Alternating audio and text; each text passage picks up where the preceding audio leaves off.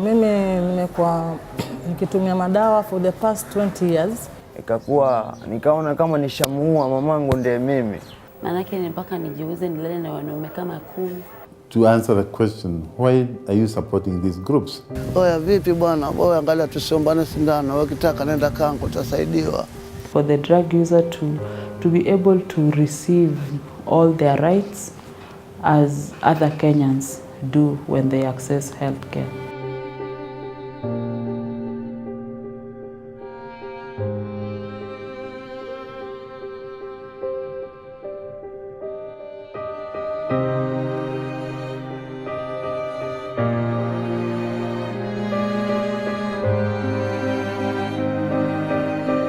Ndio, mimi nimekuwa nikitumia madawa for the past 20 years. Nilianza kutumia dawa at the age of 26 nafikiri. Nimeanza kujua drugs nikiwa standard 3. Wakati na huo tulikuwa tuko na marafiki zangu shuleni. Sasa tulikuwa tukivuta tukiwa darasani. Nikaendelea tu hivyo hivyo. Kusoma ilikuwa ni ngumu lakini niling'ang'ana. Kuanza kwangu ilichangiwa na mpangaji ambaye alikuwa anakaa kwa nyumba ya mzee wangu. Sasa akawa ananitumia mimi kumfichia zile vitu. Na hiyo unga nimwekee, wakati akitaka nampa, wakati atumii namwekea. Sasa ukaenda hivyo mpaka wakati akiwa ametumia ameenda blackout. Na mimi najaribu puff moja, puff mbili, kwani anasikia nini huyu. Ikaenda hivyo mpaka ikafikia mahali mpaka ni kumshika mamangu. Niko na rosto, ninamwambia nipe pesa nikavute. Ananiambia sina pesa. Mpaka inafikia mahali nikamshika ngeta mamangu na uko na pesa, amefunga kwa leso, anasema hizi sio zangu, ni za ndugu yangu. Na nikamwambia mimi sitaki kujua za ndugu yangu, nikamshikilia ngeta, nikakata ile pesa na kisu, nikamsukuma mamangu na akaanguka. Mimi nikaenda maeneo kufuata kuvuta huko. Nikaona kama nishamuua mamangu ndiye mimi. Nilikuwa nimeenda Nairobi huko kutembelea mabesti zangu. Wenye nilifika huko nikapata nao kuna mademu pia walikuwa wanavuta, wanajidunga. Wakaanza kunifundisha, wakaniambia ukionja yako hii ni mzuri ni mzuri. Wakaanza kunifundisha pia mimi nikaanza kutumia. Nikatumia nao nikakuja Bungoma. Nikaambia mzee wangu nimeenda Nairobi na nimekuja na mazuri, nataka tukitumia tuachane na maulevi zingine hizi. Na ile hali yenye nilikuwa natafuta nayo pesa si hali nzuri. Manake ni mpaka nijiuze nilale na wanaume kama 10. Sasa mbeleni pale ilikuwa kwa siaminiwi. Hata yule paka wa nyumbani yani cat anaaminiwa kuliko mimi. Naona yeye yule paka ana uwezo wa kuingia akalala kwenye makochi yale nini, lakini mimi nikishaingia tu kwenye nyumba tayari watu wanaanza kuulizana ashakuja huyo. Kwa hivyo angalia simu vipi iko simu yangu, chakula vile vile ni nafanyani kama kuchukuliwa ile sahani ya chakula nafanya kupawa nje, yani kama vile mtumwa.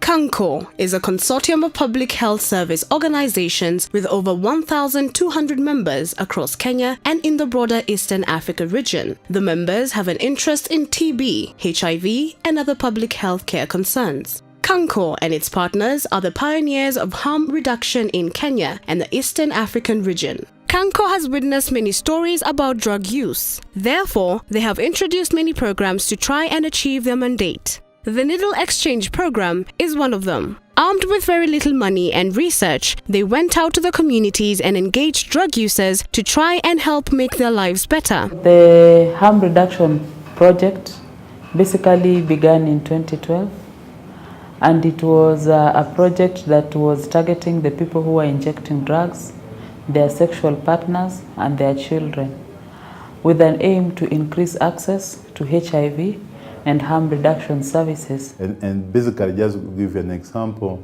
for an average preference for the general population in Kenya is about 6%. For people who injected drugs, it's about 18%. and sometimes it can be quite high. Kanco's priority focus has been HIV prevention interventions among people who use drugs, such as the distribution of sterile needles and syringes to PWID and other HIV prevention and care services, as well as advocacy to create a conducive environment to provide harm reduction interventions. We offer the components of the three major components: the biomedical intervention, the behavioral, and the structural. For us, the clinical team on the biomedical clinical services, that is HTS, that is HIV testing and counseling. And we also offer STI screening and treatment, TB screening and treatment, family planning for those who are eligible, especially for the females. We offer post-exposure prophylaxis and care and treatment also. Mimi ni adherence counselor. Nafanya kazi ya Umari project, kazi ya kufuatilia wale client ambao wako in need, like wale ambao wako HIV positive na wale ambao wako na TB. Sana sana huwa tunaenda field, tunaenda kuwatafuta wale ambao ni wagonjwa. Alafu kwa HIV positive tuko na counselor wetu ambao tunafanya naye kazi hapa Umari. Akitest client akipata yuko positive, anamrefer kwangu. Clients wengi ambao ninawahudumia ni wale ambao wanatumia heroin, alcoholic, bangi, na wengi wao hawajui kufuatilia treatment. The Community Action on Harm Reduction Project, CAR, commissioned a baseline study on the state of injecting drug use in 2011 to understand the needs of people who use drugs. The study revealed that over half of people who inject drugs were at an extremely high risk of HIV infection, alongside other public health risks such as TB and hepatitis. I was picked as one of the peer educators, and I was given a vacancy to be able to work as a peer educator here at Tinzoj. Under the CAR project, my responsibilities were to take clean needles and syringes to the dens on a daily basis, to be able to talk more about on the dangers of using drugs, like the harm in sharing needles and HIV. Kanco alipokuja kaanza kutuelimisha polepole. Sasa mimi sema watu wanakuja huku nini kutudanganya tu, chana nao. Kwa sasa watu wenzangu wanakuja napewa huduma na nini, wanaganywa masindano na nini. Sasa mimi nikifika kule nikitaka, yani okay, nimefika maskani na mengoa vitu, nikiangalia sina sindano, napata wenzangu wananisaidia, na si mwanzo naona changes. Watu wanasaidiwa na masindano na nini. Naona changes, okay.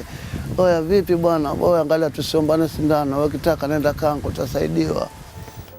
Piusi alikuja akatembea huko maeneo hapa Kisumu.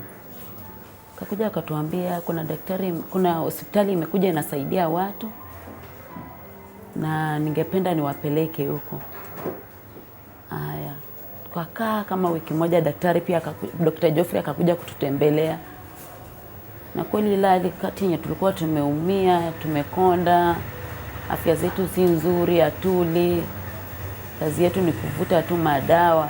If a drug user chooses not to be using drugs in a certain way, for example injecting, there are support systems in place to ensure that he actually uses drugs the way he wants. Kwa kujua Kanco niliona outreaches huko maskane. Alafu kulikuwa na squad walikuwa wanajiita mapeers, peer educator. Nilichukua time before kuwakubali, lakini sasa nilipojua umuhimu wake nikajoin. Kwa ofisi yao nilipata huduma nzuri sana. Kwa mimi mwenyewe tayari ilikuwa na share hizo sindano. Na nikaona umuhimu wa shirika la Kanco. Ilikuwa na mambo mengi zaidi ya harm reduction. In 2015, that's when I stopped using drugs. That's when I met one of the staffs on Umari projects. She took me in, assessed me, then she took me to the program, methadone program. Mradi huu wa Kanco umenisaidia kwa masomo, umenisaidia kunionyesha namna pia kujibwenga, inanisaidia na ukanda badili nifunge na kamba ama nini, tuko na belti zetu, nikiwa nataka sabuni kufua pengine nje huko ni kubaya ni vipi, sina pale pa kurelax, nakuja kurelax hapa mpaka saa 12 naenda zangu nyumbani. Nikitaka kula iko pia lunch hapa tunakula. Tuko na maji, tuko na mattress za kulalia. Umenisaidia kulingana na jambo la kwanza, mbali na kuwa mimi ni mtumiaji, nikisema ule upande wa kuzunguka usiku inanisaidia kulingana, najijua hali yangu ya afya, najua umuhimu wa matumizi ya kondom. Nilikuwa kitambo sishughuliki sana na sijipimi, alafu na upande ule wa kutumia madawa pia kwangu inakuwa njia rahisi, kwa sababu kitambo kabla haijaanza ile shirika, ama unaweza enda mahali ukaona mahali kumefichwa sindano ya mwenzako na hujui ni ya nani, na ukawa una rosto na unga wako, yabidi ukafuchua ile sindano ya mwenzako unaitumia na unaiacha hapo hapo. Expanding the range of services available to PWID, the Ministry of Health in Kenya initiated a program to provide methadone to people who inject drugs in 2014. The goal is to assist the drug users to stop the opioid use, and for these purposes 90% of the drug users in Kenya use heroin, so they'll stop using heroin and basically stop injecting.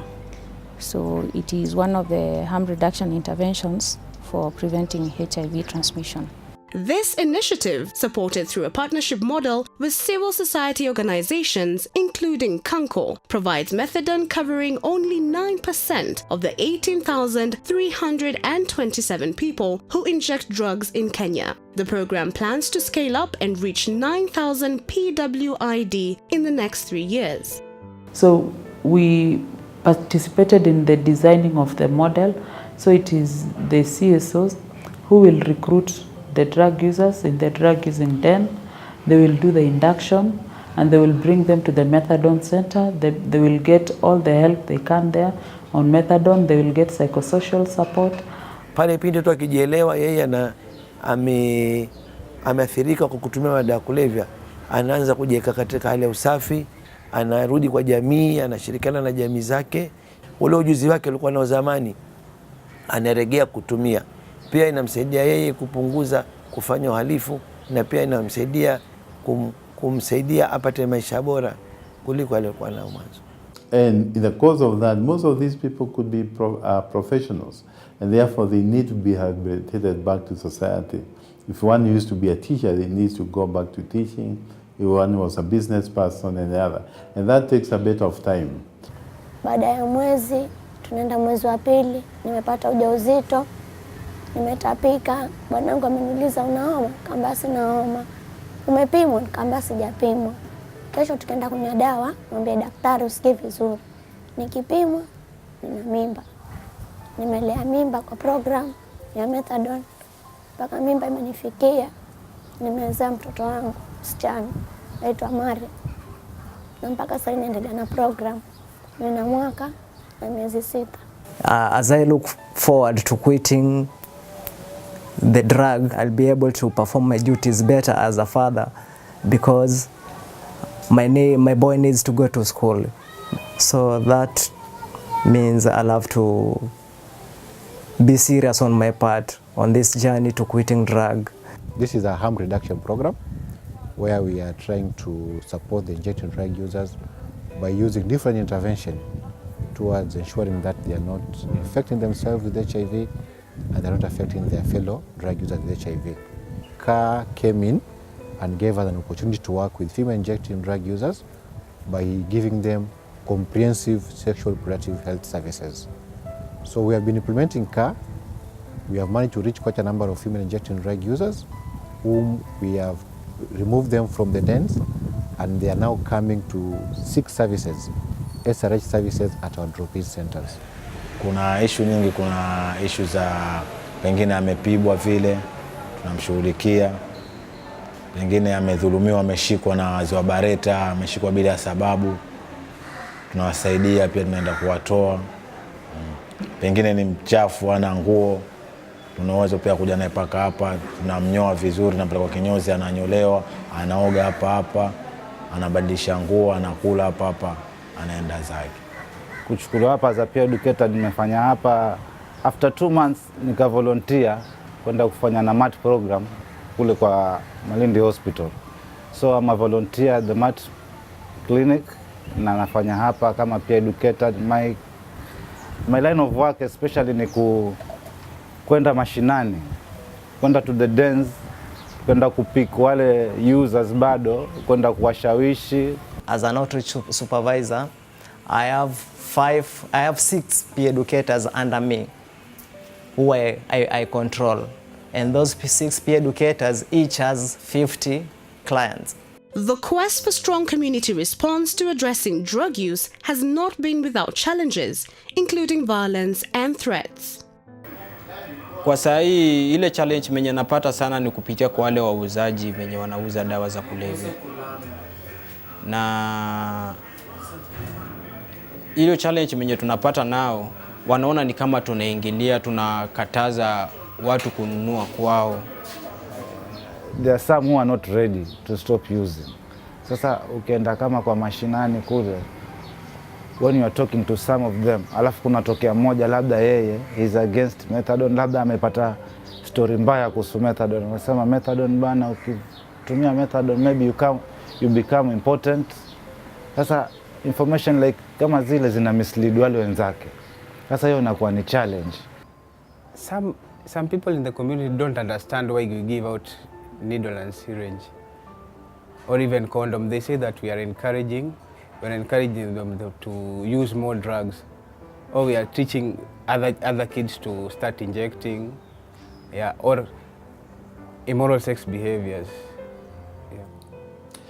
The purpose of harm reduction, it is not what most people may look at as increasing drug use. Actually, it's the opposite of that. That the more you put more people on this process, which is basically WHO recommended 9 kind of programs, then you actually reduce the demand of drugs. There is a legislation, a law of 1994, that prohibits being in possession of injection equipment. It is against the law, and that is what has caused a lot of suffering for many guys in the ground. From time to time, our organization has been training the police on matters of harm reduction, but you find that this time we train this group, and then the next time that group is transferred to another place. A new group comes. Before they get to know why we're doing this, they've already arrested our clients. When you jail them, you're not helping them. By treating him for some few days, they can be treated few months and they become clean. And they don't go back to drugs, they don't indulge themselves in criminality. But if you jail him, when he comes back, the same day he goes back to drug and continue indulge himself in criminality. We find that most of our clients relocate, and some get out of the program, and we have no control over that. The community hasn't accepted that a female can be a drug user. It will be more friendly to a man to become a drug user than a female. And there's quite a lot of taboos amongst the female injection drug users. They encounter quite a number of harassment, both from the public and the general population. And they're even beaten by their fellow injection drug users in the dens. Or the female sex workers, most of them come and they have children. When they come to the drop-in center, our services are targeted towards a female injection drug users. I think the biggest challenge that we find is to answer the question, why are you supporting these groups? And I know the first time when we did that, everybody said that you are actually supporting the wrong people. Remember, there is no Kenyan who is the wrong Kenyan. Evidently, there have been many success stories. The drug story is not always bleak. There is hope, there is love, there is romance.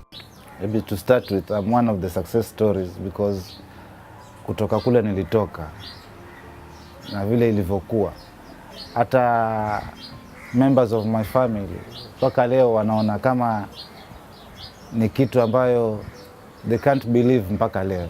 Hii program imesaidia wengine wasiambukizwe kuliko zamani. kupunguza uhalifu, ilikuwa watu wanaibia huku na huku. Hii pia imesaidia kupunguza mob justice, kupigwa na kuumizwa. It improves the outcomes of all the other interventions because you're able to provide MAT in an environment where you're providing all the other services. It reduces the injecting practices and sometimes even stops completely. This has a direct impact on HIV because when you reduce injecting practices, then you're also reducing the HIV transmission. Nikakaa mwaka jana, nikapelekwa rehab, nikaenda mwezi mmoja, nikakutana huko na mwanaume kwa rehab. Ndio nikakuta na huyu mwanamke naye amekuja rehab kuacha dawa yeye pia.